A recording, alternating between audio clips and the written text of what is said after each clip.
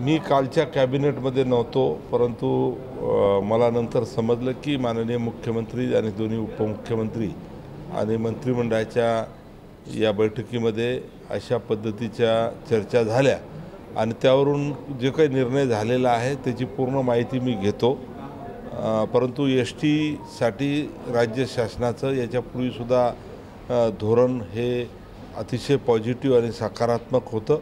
कारण ही जी आहे ही गरीब सर्वसामान्य लोकांसाठी सेवेसाठी आहे, प्रवाशांच्या सेवेसाठी आहे आणि म्हणून टीमध्ये नवीन बस म्हणजे नवीन घेणं किंवा तिथच्या सर्व कर्मचाऱ्यांना सुविधा पुरवणं अशा पद्धतीचं मंत्रिमंडळामध्ये चर्चा झाल्या होत्या आणि त्याची सुरुवातसुद्धा झालेली आहे।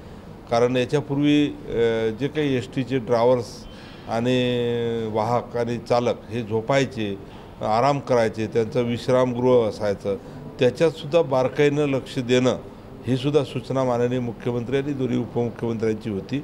आणि राज्याचे परिवहन मंत्री सन्माननीय प्रताप सरनाईक साहेब हे आमचे सहकारी आहेत।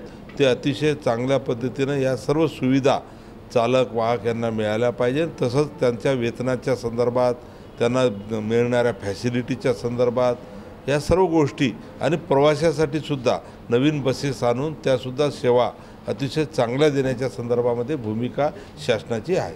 कृषी मंत्र्यांच्या वक्तव्यावर नाराज आहेत, त्यांनी जे वक्तव्य केले शेतकऱ्यांबद्दल नाही, पण त्यांनी दिलगिरीसुद्धा व्यक्त केलेली आहे आणि त्यांचा बोलण्याचा अर्थ तसा नव्हता हे सुद्धा त्यांनी सांगितलेलं आहे।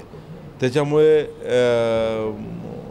ते ज्या ठिकाणी बोलले मित्रपरिवारांसमोर बोलले आणि नंतर त्यांनी दिलगिरीसुद्धा व्यक्त केलेली आहे।